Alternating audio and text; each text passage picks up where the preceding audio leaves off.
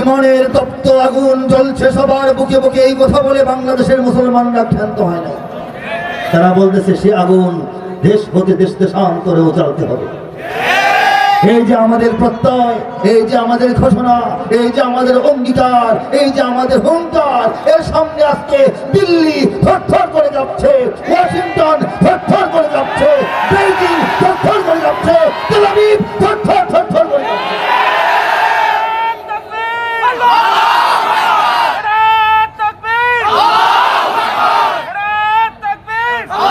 এদেশের পথে ঘাটে, এদেশের বাজার হাটে,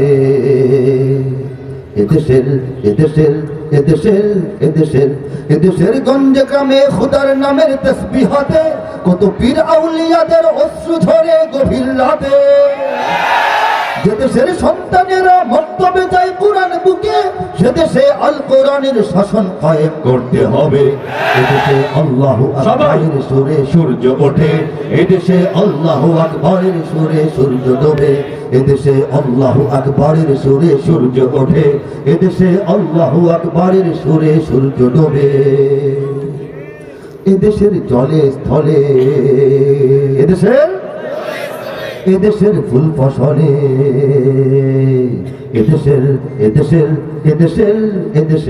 এদেশের সবুজ মাটি সবুজ ঘাসে সবুজ বনে, মদিনার সবুজ মিনার ঝলসে ওঠে দুই নয়নে। এদেশের শিকড় তো নয় দিল্লিতে বা ওয়াশিংটনে, এদেশের শিকড় জানি ছড়িয়ে আছে দূর আরবে। এদেশে আল্লাহু আকবারের সুরে সূর্য ওঠে, এদেশে আল্লাহু আকবারের সুরে সূর্য ডোবে। এদেশে আল্লাহু আকবারের সুরে সূর্য ওঠে, এদেশে আল্লাহু আকবারের সুরে সূর্য ডোবে। ইমানের তপ্ত আগুন জ্বলছে সবার বুকে বুকে। আগে বলেছিলাম, এখন বলেছি, এদেশের শিকড় তো নয় দিল্লিতে বা ওয়াশিংটনে। এদেশের শিকড় যে দিল্লিতে নয়, দিল্লিকে এই কথাটা আমরা ইদানিং সময়ে বোঝাই দিতে পারছি, ঠিক কিনা বলেন? দিল্লি খানিকটা পিছু হটেছে, খুব রাগান্বিত। সেই জায়গাটায় ওয়াশিংটন ঢোকার চেষ্টা করছে। আমরা রাজনীতি বুঝি কিনা, ঠিক কিনা বলেন? আমরা তাদেরকে ঢুকতে দেব, দুনিয়ার যে কোনো শক্তিকে ঢুকতে দেব, যে কোনো শক্তিকে আমরা ঢুকতে দেব। একটা সীমানা আছে এই পর্যন্ত, বন্ধুত্ব পর্যন্ত। আমাদের রাজনীতিকে গুছিয়ে দেওয়ার জন্য, আমাদের অর্থনীতি চাঙ্গা হওয়ার জন্য, আমাদের আশেপাশের শত্রু থেকে একটু রক্ষা পাওয়ার জন্য আমরা অনেকে সহযোগিতা নিতে পারি। কিন্তু সহযোগীরা যদি বন্ধুত্বের চরিত্র ছেড়ে দিয়ে প্রভুত্বের চরিত্র ধারণ করতে চায়, তাহলে আমরা আরেকবার নড়ে চড়ে বসবো। আমরা তাদেরকে আরেকটা সবক শিখিয়ে দিব। সেই জন্য যদি আরেকটু আমাদের নড়াচড়া করতে হয়, আরেকটু মেহনত করতে হয়, সেটার জন্য কারা তৈরি আছি? লিল্লাহি তাকবীর, লিল্লাহি তাকবীর। এই দেশটা আল্লাহ রাব্বুল আলামিন আমাদেরকে দান করেছেন শুধুমাত্র ইসলাম প্রতিষ্ঠার জন্য, এটা কনফার্ম থাকেন। আল্লাহ বলেন, ইউরিদুনা লিইউতফিউ নূরাল্লাহি বিআফওয়াহিহিম আল্লাহু মুতিম্মু নূরিহি ওয়ালাউ কারিহাল কাফিরুন। আল্লাহ বলেন, আমার দুশমনরা, আমার নবীর দুশমনরা, আমার দ্বীনের দুশমনরা, আমার নেক বান্দাদের দুশমনরা, আমাদের মুসলমানদের দুশমনরা, তারা চায় আমি আল্লাহর বাতি, আমার জ্যোতি, আমার যে এই কি বলে বিজয়ের ডঙ্কা, এটাকে থামায় দিতে চায়, এটাকে নিভিয়ে দিতে চায় ফুৎকার দিয়ে, ফু দিয়ে। আল্লাহ বলেছেন, দুশমনরা চায় আমার বাতি, আমার জ্যোতিকে ফু দিয়ে নিভিয়ে দিতে চায়। কিন্তু আমি আল্লাহ কি চাই? হে মানুষ, তোমাদের এটা বুঝতে হবে। আল্লাহু মুতিম্মু নূরিহি, আল্লাহ বলেন যে কথা, যে আল্লাহ চান তার বাতিকে, তার নূরকে, তার আলোকে, তার জ্যোতিকে পূর্ণাঙ্গ রূপে প্রজ্বলিত করবেন। ওয়ালাউ কারিহাল কাফিরুন, আল্লাহ এই কাজটা করবেনই। এতে তাদের মন খারাপ হোক, তারা রাগ হোক, গোসা হোক, টেলিভিশনে বকবক করুক, কোনো লাভ হবে না। এটা কে বলেছেন? আয়াতের তর্জমাটা হালকা তাফসীর মিশায় করে ফেললাম। এই তাফসীর এবং এই আয়াতের তর্জমার যদি আপনি প্রমাণ চান, দলিল চান, এটা যদি কোনো আপনি উদাহরণ চান, সেটা সেই উদাহরণের উপরে আমরা বসে আছি বাংলার জমিন। বলে সুবহানাল্লাহ। আল্লাহর এই আয়াতের উদাহরণ দেখেন, ইসলামকে নিশ্চিহ্ন করার জন্য, ইসলামকে খ্যাত করার জন্য, ইসলামকে ছোট করার জন্য, ইসলামের নিচে ফেলার জন্য, ইসলামকে পিছিয়ে ফেলার জন্য, ইসলামকে অচল সাব্যস্ত করার জন্য, ইসলামকে আর চলে না এখন আর এটা কথা বলে লাভ নাই, এটা আমাদের প্রজন্মকে বোঝানোর জন্য, আমাদের জনগণকে, আমাদের নারীদেরকে, আমাদের যুবকদেরকে ইসলাম থেকে দূরে সরানোর জন্য যত রকমের চেষ্টা, ফন্দি, ফিকির, ষড়যন্ত্র হতে পারে সম্ভব, একটাও বাংলাদেশে বাদ রাখা হয় নাই। আমরা এই দেশটা পেয়েছি একটা মানব শিশুর জন্মের মতো। মানব শিশু যেমন মায়ের গর্ভে 8 মাস, 9 মাস, 10 মাস থাকে, পরে হঠাৎ শিশু আকারে আল্লাহর হুকুমে বের হয়, দুনিয়াতে আসে। এই দেশটা 71-এর মার্চ থেকে ডিসেম্বর পর্যন্ত 9 মাসের প্রচন্ড রকমের প্রসব বেদনায় গোটা জাতিকে অস্থির করে তোলার পর বাংলাদেশ নামক শিশু রাষ্ট্রের জন্ম হয়ে গেছে। সেই শিশু রাষ্ট্র বড় হয়ে কোন স্কুলে পড়বে, কোন মাদ্রাসায় পড়বে, বড় হয়ে চোর হবে না, বাটপার হবে না, দান্দাল হবে না, আলেম হবে না, ভালো হবে না মন্দ হবে, এটা নিয়ে চিন্তা ভাবনা সারা দুনিয়া তখন করতেছিল। ঠিক আছে, আমেরিকার ইচ্ছা এটা প্রবল রকম ভাবে ডেমোক্রেসিকে অনুসরণ করবে, যেটা একদম কুফুরের পর্যায়ে চলে যায়। হ্যাঁ, মস্কোর ইচ্ছা এটা হবে সমাজতান্ত্রিক রাষ্ট্র, ভারত চায় এটা হবে ধর্মনিরপেক্ষ, পারলে হিন্দু রাষ্ট্র, তাই না? আছে না এরকম? যার যা স্বপ্ন, কিন্তু আল্লাহ চান এটা হবে ইসলামের রাষ্ট্র। আল্লাহ চান কেমনে বুঝলেন? কারণ আমরা এখানে কেউ ইমানের জন্য চেষ্টা করে নেই, খরচ করে নেই, কান্নাকাটি করে নেই, আল্লাহ পাক দান করছেন। আল্লাহ পাক ইমান ও ইসলামের সৈনিক হিসাবে এই দেশের মানুষকে গড়ে তুলছেন। এই দেশটাকে ইসলামের একটা দুর্গ হিসেবে তিনি একটা রূপ দিয়েছেন ইতিমধ্যে, বলে সুবহানাল্লাহ।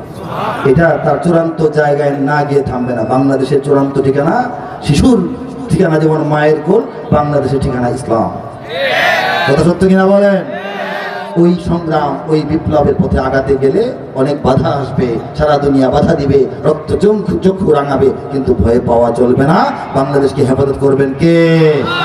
কে? বাংলার ইতিহাসে যখনই শত্রু আসে, পালাবার পথ খুঁজে পায় না।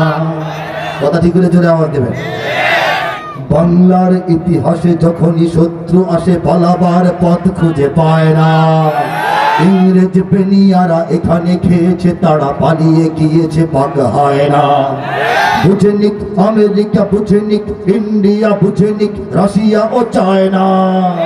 বুঝে নিক আমেরিকা, বুঝে নিক ইন্ডিয়া, বুঝে নিক রাশিয়া ও চায়না।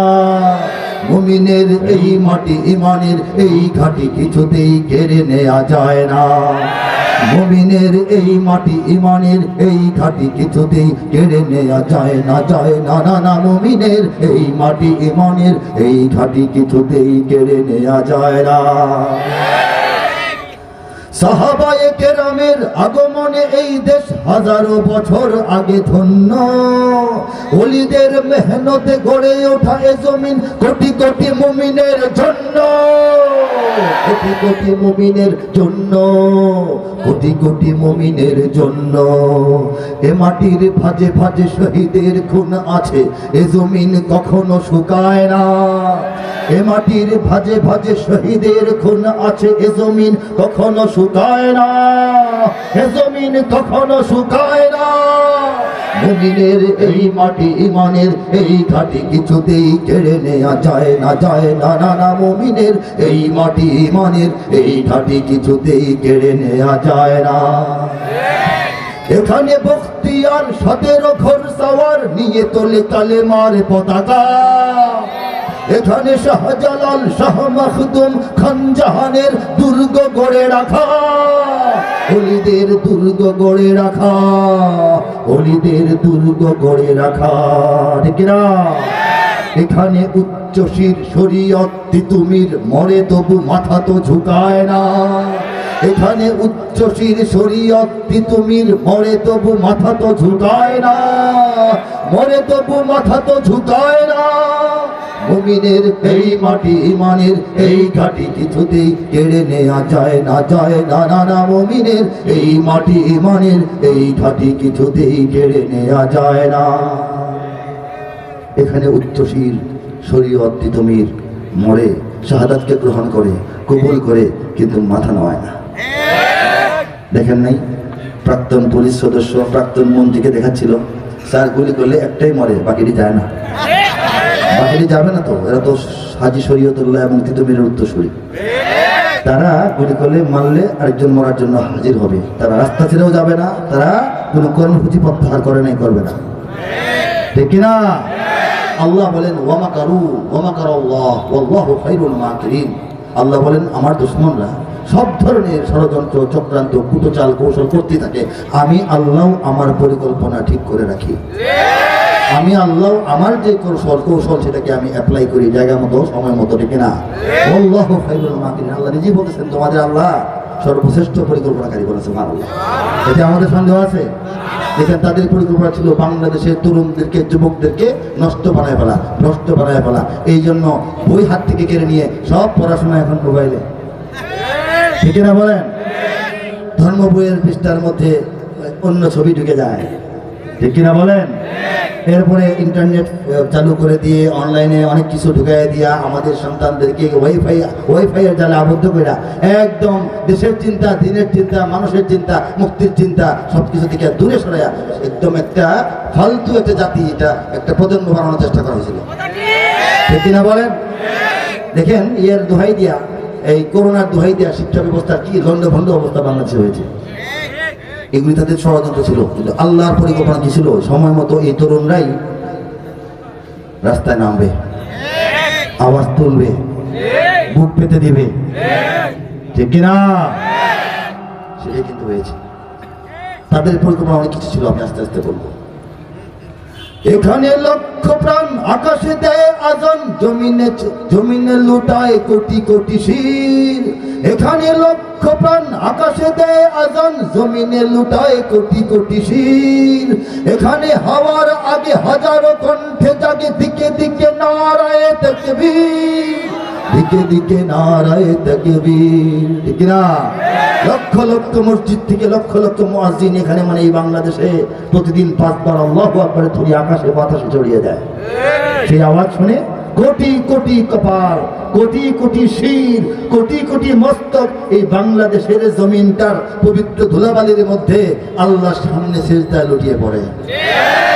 কোন জমিনে? অহংকার করে, গর্ব করে, আনন্দের সঙ্গে দেখান এই জমিনে। দেখান না কেন? বসে আছেন কেন? দেখান আমাদের জমিনে। বলেন সুবহানাল্লাহ। 20 কোটি মুসলমান, সারা পৃথিবীতে 200 কোটি মুসলমান, 10%, 10 ভাগের 1 ভাগ বাংলাদেশে। বলেন সুবহানাল্লাহ। দেশে কি দুনিয়াতে কি মুসলিমদের 10টা নাকি? আমরা তো ভাগে আরো কম পাওয়ার কথা ছিল। 57টা মুসলিম দেশ তো কমিটি সমিতি ভুক্ত হয়ে আছে, ওআইসি নামে আছে না? আরো মুসলমান তো অনেক মুসলিম দেশে মুসলমান আছে না? সেই হিসাবে বাংলাদেশে তো অনেক বেশি আল্লাহ দিয়েছেন। শতকরা 10%, 10 ভাগের 1 ভাগ মুসলমান। তাই অল্প জায়গায় এই সাগর পাড়ের দেশ, এই বন জঙ্গলের দেশ, এই পোকামাকড়ের দেশ, এই গরিব মানুষের দেশ, এই চাষাভুষা অধিকাংশ অশিক্ষিত মানুষের দেশটাকে আল্লাহ রাব্বুল আলামিন নিজে এত মহব্বত, এত ভালোবাসা, এত মায়া, এত দয়া, এত আদর, এত সোহাগ, এত দরদ করেন যে আল্লাহ পাক ঈমান দিয়া এই দেশটাকে ভরপুর করে দিয়েছেন। যে ইমান নবীর চাচা পায় নাই, নবীর আব্বা পায় নাই, নবীর ওয়াইফ পায় নাই, নবীর সন্তান পায় নাই, ভাই বেরাদর পায় নাই, আল্লাহ আমাদেরকে দিয়ে দিয়েছেন কি?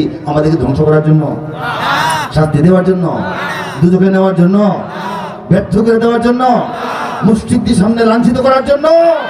এই দেশের জমিন মুশরিকরা নিয়ে যাবে এটার জন্য আল্লাহ জানেন কেন করেছেন?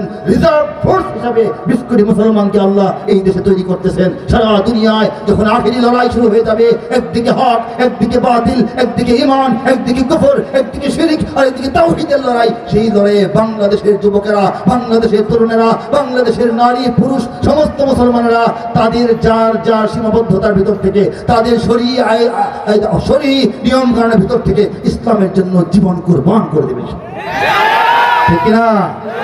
ওই দিন সামনে আসতেছে। এখানে গ্রাম শহরে কি হয়? গ্রাম শহরে বলবো প্রস্তুত, ঘরে ঘরে। কারা প্রস্তুত? আমরা। কারা? এখানে গ্রাম শহরে প্রস্তুত, ঘরে ঘরে আল্লাহর সেনারা ঘুমায় না। এখানে গ্রাম শহরে প্রস্তুত, ঘরে ঘরে আল্লাহর সেনারা ঘুমায় না, আল্লাহর সেনারা ঘুমায় না। মুমিনের এই মাটি ইমানের এই ঘাটি কিছুতেই কেড়ে নেওয়া যায় না, যায় না, না, না। মুমিনের এই মাটি ইমানের এই ঘাটি কিছুতেই কেড়ে নেওয়া যায় না।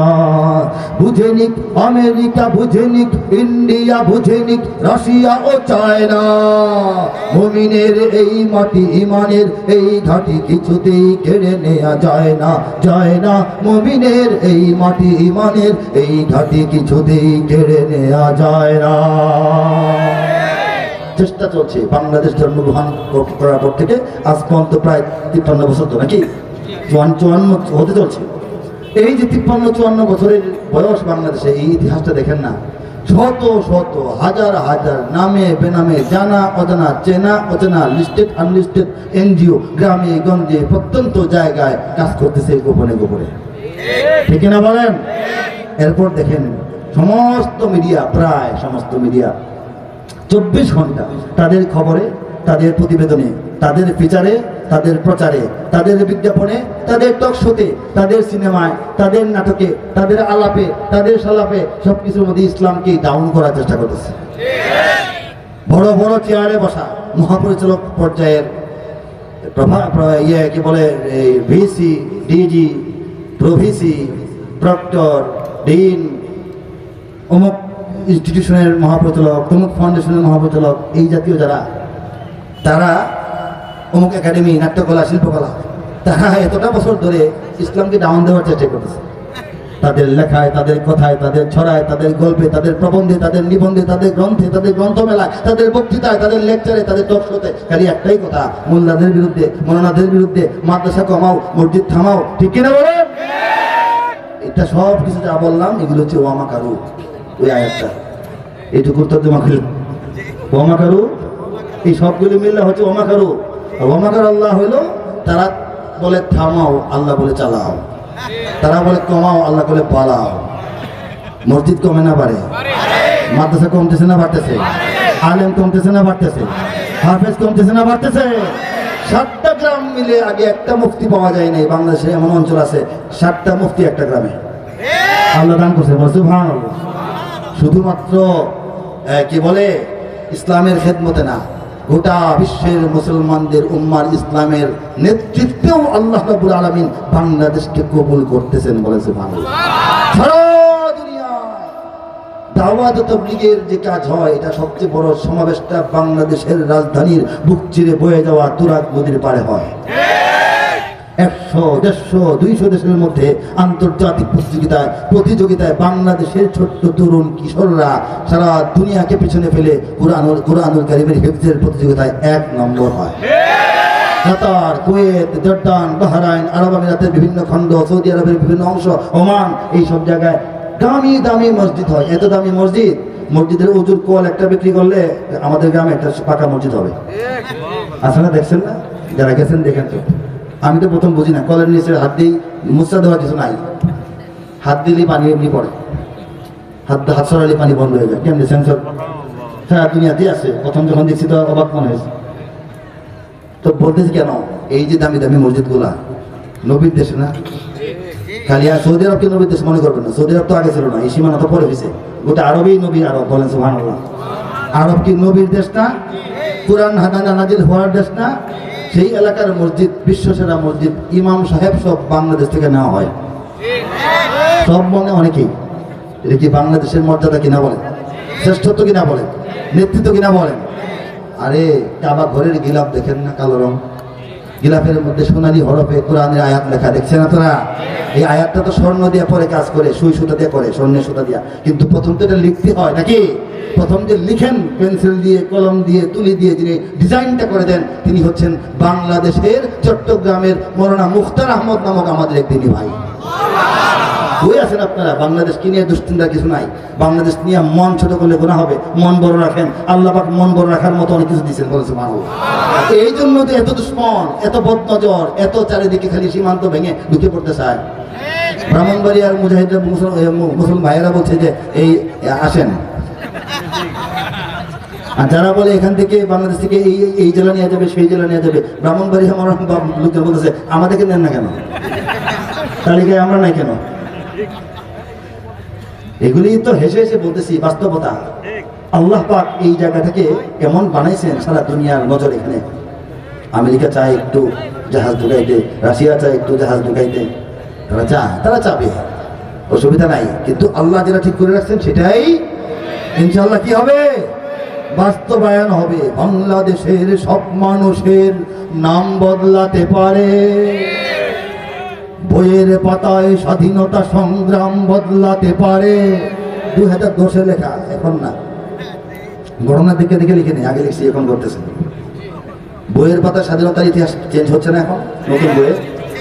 হ্যাঁ, বঙ্গোপসাগরের সব পানি যেতে পারে শুকিয়ে, গোটা রাজধানী গিলে নিতে পারে বুড়িগঙ্গার ঢেউ, সুন্দরবন কেটে হতে পারে ইটের ভাটার লাকড়ি, শিল্পপতিরা দেউলিয়া হয়ে খুঁজতে পারেন চাকরি। শিল্পপতিরা ভাগার জন্য, ভাগার সুবিধার্থে দাড়ি শেভ করে নাই?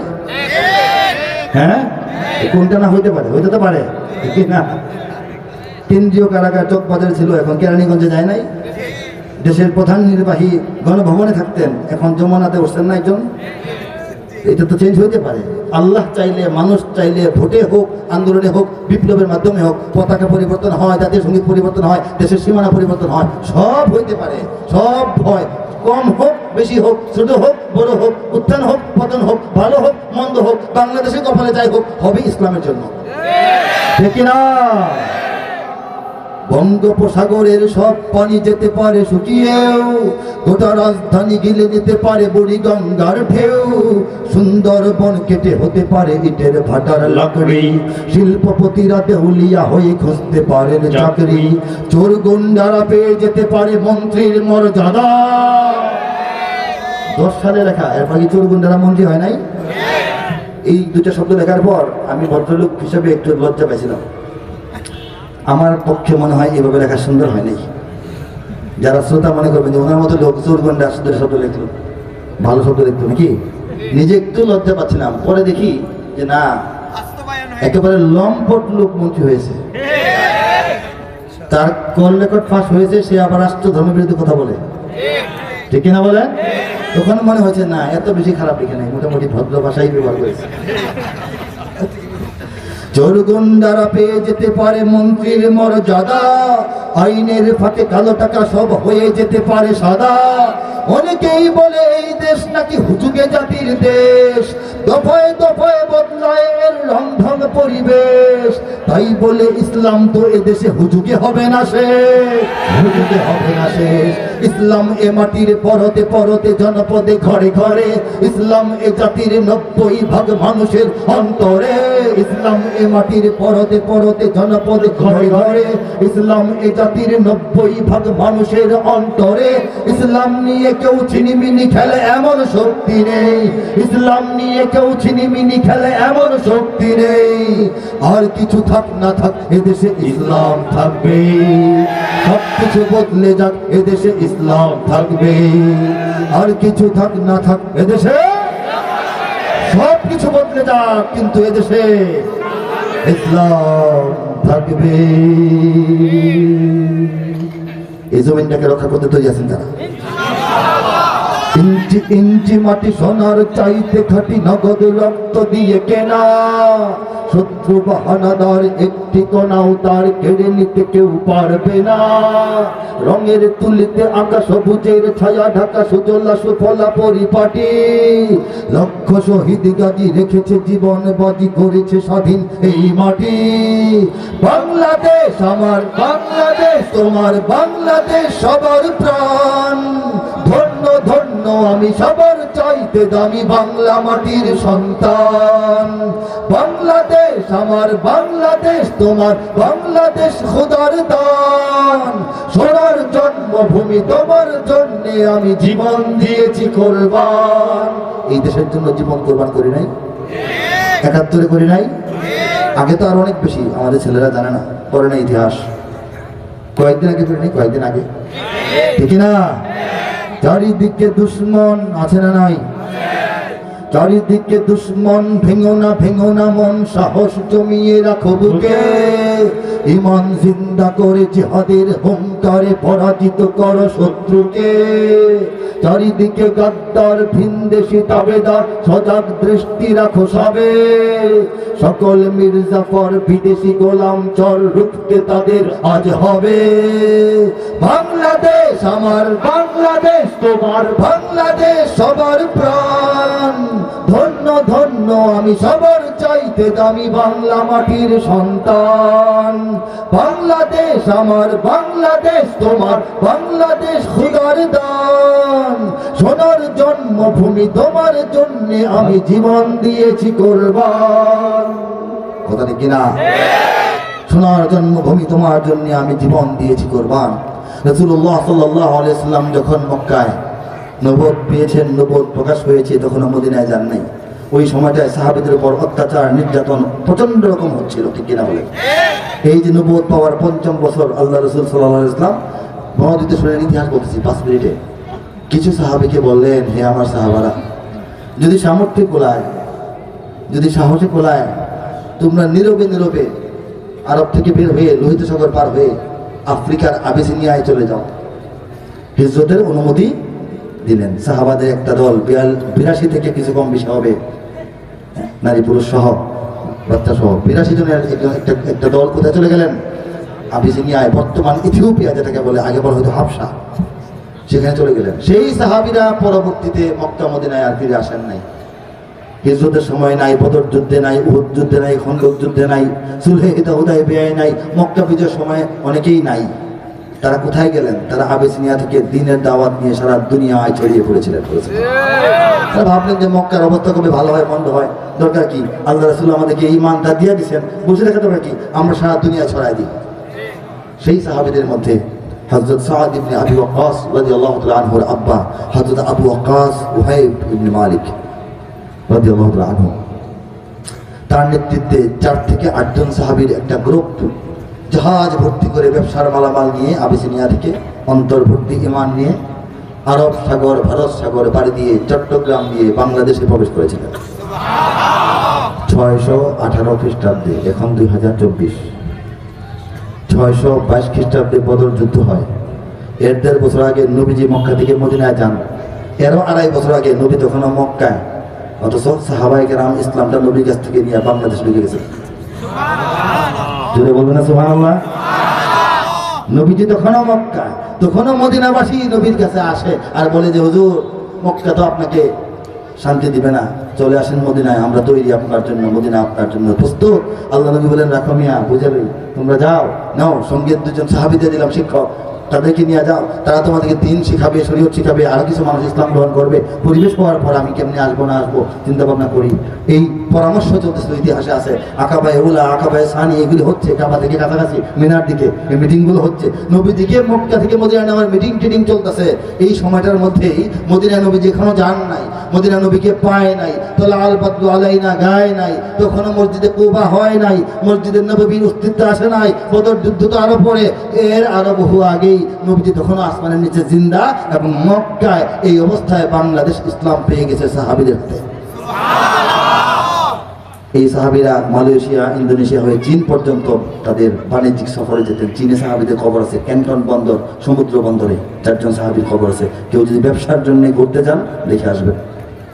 বাংলাদেশে এসছেন ১.৫ বছর টানা, সর্বোচ্চ বারে বারে আসতেন, একবার ১.৫ বছর টানা ছিলেন।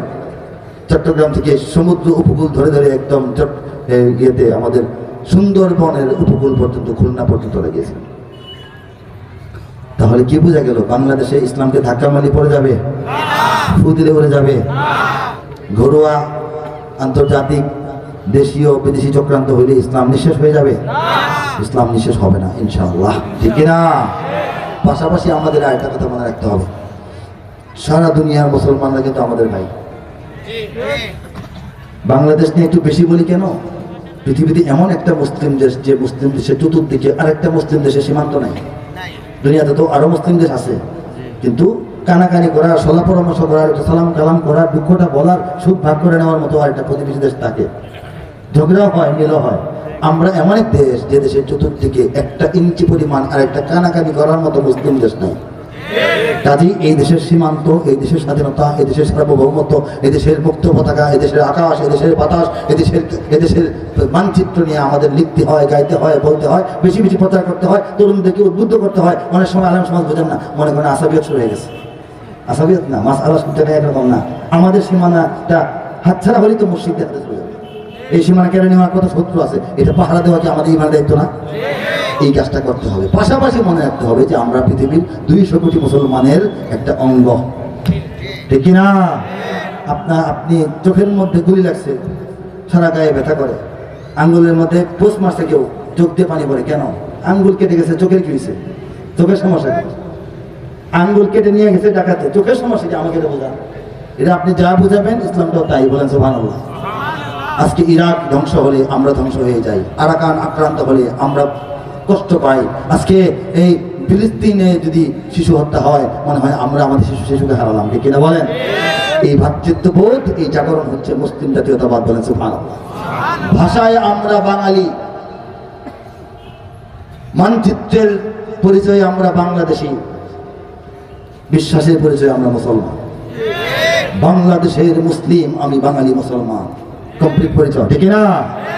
হে যুবক, তুমি বাঙালি হও কিংবা ইন্ডিয়ান, কিংবা জার্মান, জাপানি, কিংবা চাইনিজ, রাশিয়ান, স্প্যানিশ, ড্যানিশ, ফরাসি, কিংবা ব্রিটিশ, আমেরিকান, আরবি, আজমি, ইরানি, তুরানি, তুর্কি বা আফগান, মুসলমান, মুসলমান তুমি তো মুসলমান, সবাই মুসলমান, মুসলমান তুমি তো মুসলমান।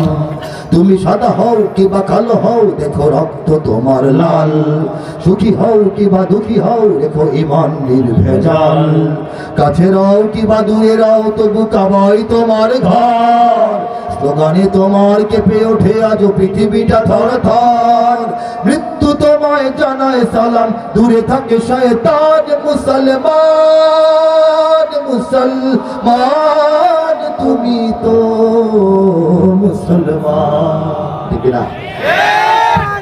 আরেকটা শোনাই। দেশ পরিচয়ে যদিও আমরা বাংলাদেশি সবাই, মুসলিম বলে আমাদের কোনো সীমানা তো বাধা নাই। चीनो अरब हमारा, हिंदुस्तां हमारा, मुस्लिम हो हम, वतन है सारा जहां हमारा, तौहीद की अमानत है सीनों में हमारे, आसान ही मिटाना नामो निशा हमारा, ठीक है ना? बोले बाधा भयहीन मुक्त স্বাধীন আমরা মুসলমান, যেখানেই আছে একটি মুমিন সেখানে হবে আযান, আল্লাহর দেওয়া ফরমান সে তো আমাদের কুরআন, মুসলিম মোরা মানুষের গড়া মানি না কোনো বিধান, অত্যাচারীর খোলা তলোয়ার কোনো হুঁশিয়ারি কোনো হুঙ্কার, অত্যাচারীর খোলা তলোয়ার কোনো হুঁশিয়ারি কোনো হুঙ্কার, রক্ত চক্ষু ফাঁসির রজ্জু মোরা নাহি ভয় পাই, মোরা নাহি ভয় পাই, মোরা নাহি ভয় পাই, মুসলিম বলে আমাদের কোনো সীমানা তো বাধা নাই, বাতিল সে দবনে वाले है आसमान नहीं हम सुबार कर चुका है, तो इम्तिहान हमारा तौहीद की अमानत है सीनों में हमारे, आसान ही मिटाना नामो निशा हमारा, তৌহিদের আমানত, একত্ববাদের শক্তি, একত্ববাদের পাওয়ার আমাদের অন্তরে অন্তরে আল্লাহ পাক গঠিত রঞ্জিত রেখেছেন। আমাদের নাম নিশানা মিটিয়ে দেওয়ার চক্রান্ত না দেশে না বিদেশে না আন্তর্জাতিক পর্যায়ে না এই দেশের জমিনে সম্ভব হওয়ার কোনো সম্ভাবনা নাই, ঠিক কিনা? লিল্লাহি তাকবীর, লিল্লাহি তাকবীর। বাংলাদেশকে তার গন্তব্যে পৌঁছাতে হবে, ঠিক কিনা বলেন? মাছ যেমন পানির মধ্যে স্বাধীন থাকে, মুক্ত থাকে, খুশি থাকে, সুস্থ থাকে এবং দীর্ঘ হায়াত লাভ করে, পানি থেকে উঠে ডাঙ্গায় রাখবেন, ছটফট করতে করতে মরে যাবে, শুকিয়ে হয়ে যাবে, শুকিয়ে যাবে, কাউয়া, চিল ছিঁড়ে ফিরে নিয়ে যাবে, কিনা বলেন? বাংলাদেশটা তখন ইসলামের মধ্যে থাকবে, সুন্দর থাকবে, সুস্থ থাকবে, এগিয়ে যাবে, উন্নত হবে এবং সংগঠিত হবে, দুনিয়ার মধ্যে উজ্জ্বল হবে। যখন ইসলাম থেকে দুশ্মনরা এটাকে আলাদা করে ধর্মহীন একটা রাষ্ট্র বানায় ফেলবে, তখন এটা শুকিয়ে ছটফট করে মরে যাবে, তাদের সুবিধা হবে। তখন দেখবে যে চিলকাওয়া এটাকে বাটবন্ড করে নিয়ে গেছে, এক টুকরা নিয়ে গেছে আমেরিকা, এক টুকরা নিয়ে গেছে রাশিয়া, এক টুকরা নিয়ে গেছে জাপান, এক টুকরা চীন, এক টুকরা কোরিয়া, এক টুকরা দিল্লি, এক টুকরা ইসরায়েল। সেই দিন আসতে আমরা দেব, আমরা দিই বা না দিই আল্লাহ দিবেন না, বলে সুবহানাল্লাহ। আল্লাহ যা ফয়সালা করছেন সেটাই এখানে হবে। লগে থাকলে আমাদের কপাল ভালো, সাথে না থাকলে আমাদের কপাল খারাপ। ইসলামে কিছু কমবেও না বাড়বেও না, ঠিক না? পৃথিবীর ইতিহাসে ইসলাম দুনিয়াতে আসার পর থেকে এক সেকেন্ডের জন্য ইসলাম থমকে দাঁড়ায় নাই, পিছনে হাঁটে নাই। তাহলে হুজুর সারা দুনিয়ায় যে মুসলমানদের অবস্থা খারাপ, এটা মুসলমানদের অবস্থা খারাপ, ইসলামের না। ইসলামের অবস্থা খারাপ আর মুসলমানদের অবস্থা খারাপ এক জিনিস না।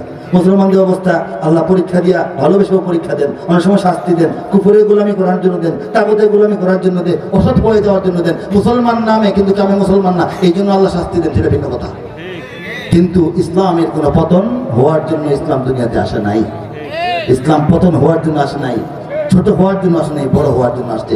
সেই ইসলামকে যদি বাংলাদেশ ধারণ করতে পারে, তাহলে বাংলাদেশও ছোট হবে না, প্রয়োজনে বড় হবে।